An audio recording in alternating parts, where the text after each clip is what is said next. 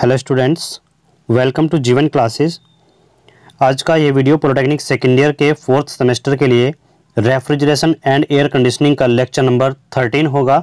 Lecture number 13 ये subject का होगा और चैप्टर नंबर 9 है, जो लास्ट चैप्टर है रेफ्रिजरेशन एंड एयर कंडीशनिंग में नवीन विकास। देखिए, ये लेक्चर जो लेक्चर नंबर 13 आज हम करा रहे हैं, ये लेक्चर इस सब्जेक्ट का लास्ट लेक्चर होगा, जो आपकी कंप्लीट सिलेबस थ्योरी कंप्लीट हो चुकी है।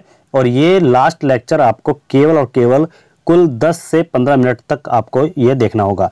तो इस लेक्चर के साथ साथ कंप्लीट आरएसी यहाँ पर हो चुकी है, और आप इससे पहले के लेक्चर अगर देखना चाहते हैं तो आप वीडियो के जो डिस्क्रिप्शन है वहाँ पर जाइएगा, आपको एक आरएसी की प्लेलिस्ट का लिंक मिलेगा। वहाँ पर जाकर के आप कंप्लीट सिलेबस, कंप्लीट कोर्स आप वहाँ पर वीडियो के थ्रू वॉच कर सकते हैं। तो चलिए आज का यह लेक्चर स्टार्ट करते हैं, और आज यह लेक्चर लास्ट लेक्चर होगा। देखिए, सबसे पहले इसमें हेडिंग है इन्वर्टर टेक्नोलॉजी। इन्वर्टर टेक्नोलॉजी के बारे में बात करेंगे। इन्वर्टर टेक्नोलॉजी होती क्या है और यह कैसे वर्क करती है, क्या है, इसके बारे में डिटेल में यहाँ पर पढ़ने वाले हैं। इन्वर्टर टेक्नोलॉजी देखिए, basic air conditioner inverter motor की गति और इस प्रकार कंप्रेसर को नियंत्रित करने के लिए एक चर आवृत्ति ड्राइव का उपयोग करता है। यह कम से कम 30% खपत करता है, और यह 50 या अधिक तक जाता है, यानी कि 30% से 50% तक जाता है। बाहरी तापमान जैसा विभिन्न कारकों के आधार पर जिस उद्देश्य के लिए एसी का प्रयोग यानी कि एसी का उपयोग किया जाता है, इसलिए यह कम मात्रा में बिजली का उपयोग करता है। और इन्वर्टर एक उपकरण है, कहा गया है कि इन्वर्टर जो है एक उपकरण है जो उपकरणों पर बिजली की चर आवृत्ति की आपूर्ति करता है। चर आवृत्ति की आपूर्ति करता है, जितना उसे चाहिए उसको उतना भेजता रहता है।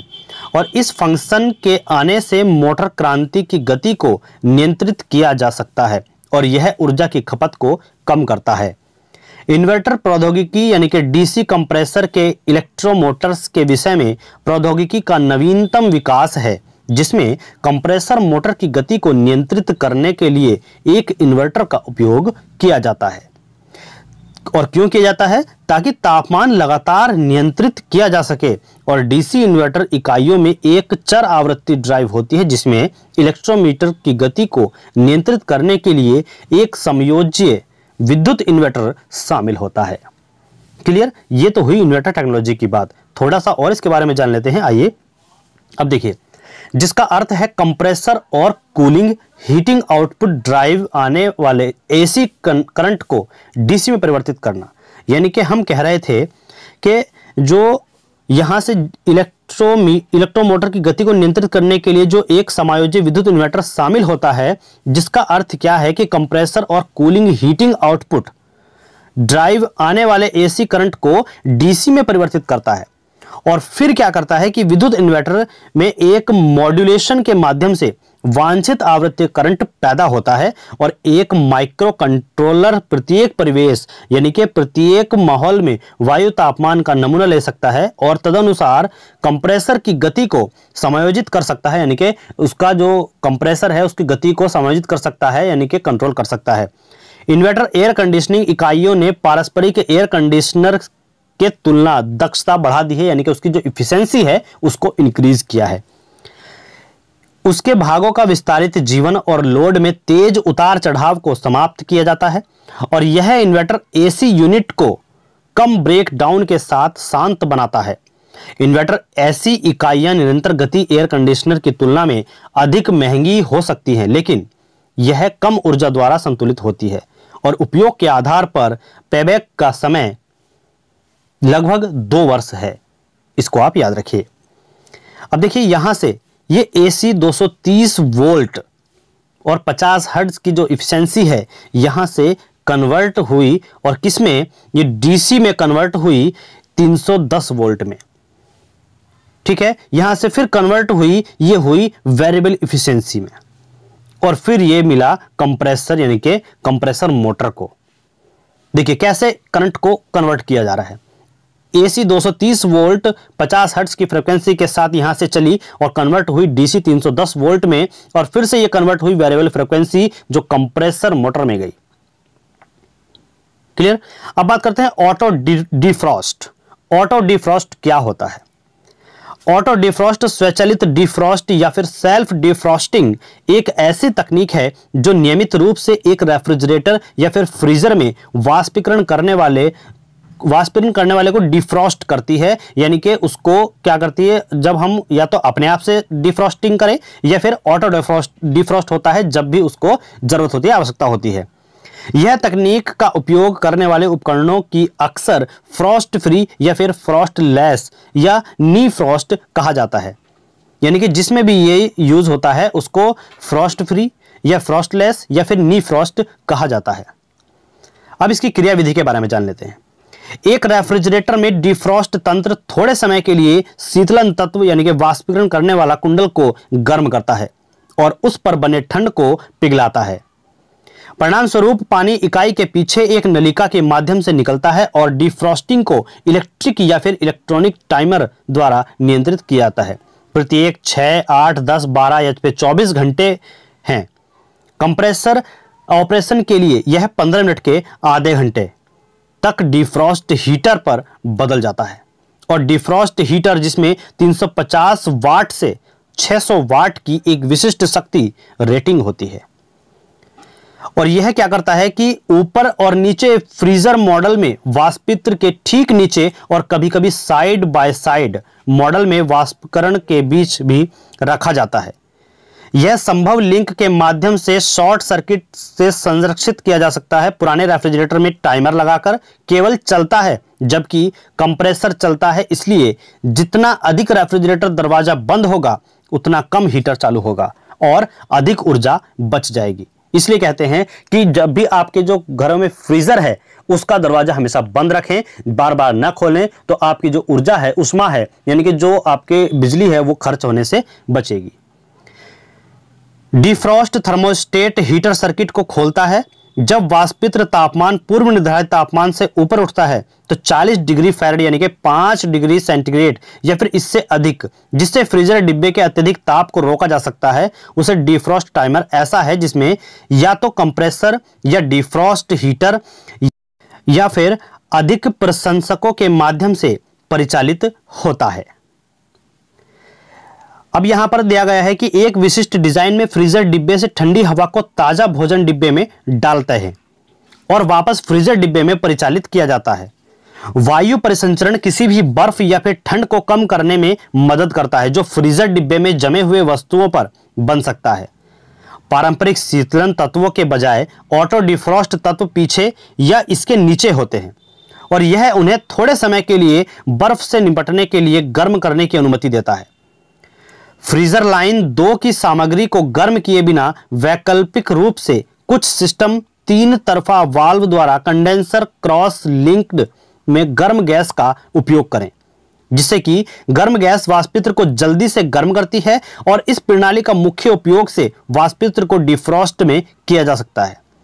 और यह एक सर्किट यानी कि जो एक सर्किट है उसके माध्यम से किया जा सकता है जो वाणिज्य, कहने का मतलब है जो वाणिज्यिक अनुप्रयोगों जैसे आइसक्रीम को प्रदर्शित करता है। आइसक्रीम जब हम जमाते हैं, ठीक है, इसके लाभ क्या क्या हैं इसके बारे में जान लीजिएगा। पहला है ठंडे बिल्डअप को मैनुअल रूप से डिफ्रॉस्ट करने की आवश्यकता नहीं, इसलिए बिजली की खपत समय के साथ नहीं बैठेगी। दूसरा है फूड पैकेजिंग देखने में आसान है।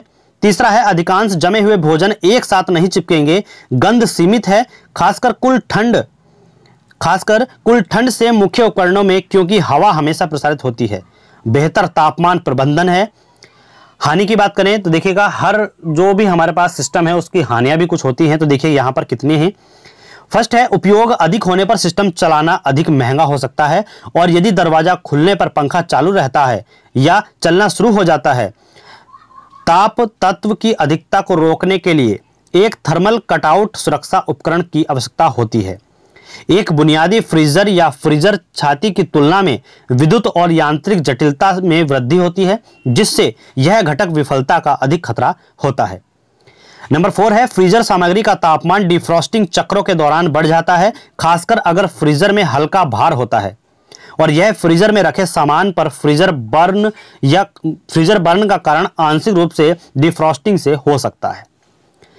नंबर 5 है डिफ्रॉस्टिंग तब तक पूरा नहीं हो सकता जब तक डिफ्रॉस्ट टाइमर चक्र वापस सामान्य ऑपरेशन वाष्पीकरण या फिर वाष्पीकरणीय कॉइल पर बर्फ या फिर ठंड छोड़कर यह स्थिति आइसिंग अप का कारण बन सकती है जो रेफ्रिजरेटर के संचालन में हस्तक्षेप करेगी।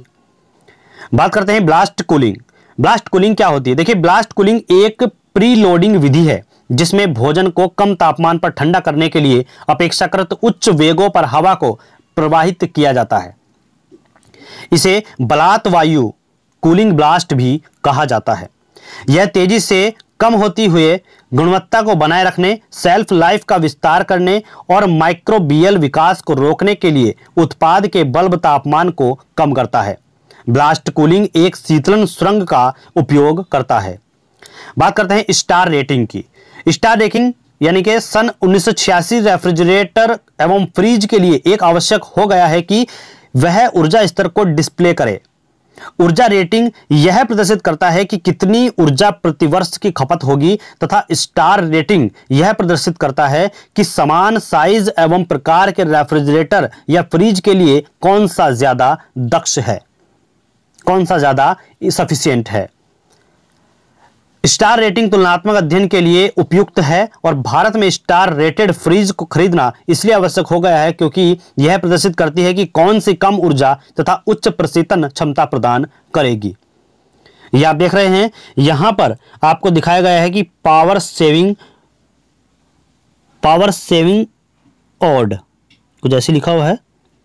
यहां पर देखिए, count the star within the coloured strip, more stars more savings. यानी कि इस तरीके से कंपनियां अब यहां पर फ्रीजर को डेवलप कर रही हैं और यहां पर दिया गया है कि know the number of electricity units consumed in 1 year. यानी कि यहां पर यह लिखा हुआ होता है कि एक साल में कितना इलेक्ट्रिसिटी यूनिट्स यह कंज्यूम करेगी, खर्च करेगी। ठीक है, अब देखिए, see the BEE logo for authenticity of the label. यानी कि ये जो भी कंपनी आपको कुछ भी इस तरीके से फ्रीजर देगी तो ये जो है आपको लेबल देखने को कहेगी और यहां पर लिखा हुआ रहेगा कि एक साल में कितना ये number of electricity units consume करेगा।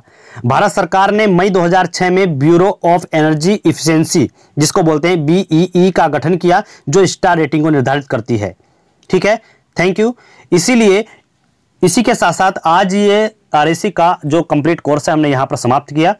हमारे साथ जुड़ने के लिए बहुत बहुत धन्यवाद। और आगे नेक्स्ट सब्जेक्ट हम स्टार्ट करने वाले हैं, तो आप जो भी सब्जेक्ट चाहते हैं उसको जो है कमेंट बॉक्स में आप कमेंट करके बता सकते हैं कि आपका कौन सा सब्जेक्ट ऐसा है जो आप स्टार्ट कराना चाहते हैं, जो आप पढ़ना चाहते हैं और अच्छी तरीके से आप तैयारी करना चाहते हैं। जल्दी से कमेंट करके बता दीजिएगा। Thank you, thanks for watching. हम स्टार्ट करेंगे। और हाँ, इसी के साथ इसके जो न्यूमेरिकल्स हैं वे सभी इंपोर्टेंस न्यूमेरिकल, आपके इंपोर्टेंस जो भी टॉपिक हैं उसके साथ साथ आपको टोटल कंप्लीट न्यूमेरिकल दे दिए जाएंगे। उसकी कोई प्रॉब्लम नहीं है, आपको सभी न्यूमेरिकल के साथ साथ उसका सॉल्यूशन भी दिया जाएगा। बस आप अभी सिलेबस को कंप्लीट कीजिए और ध्यान से पढ़िए।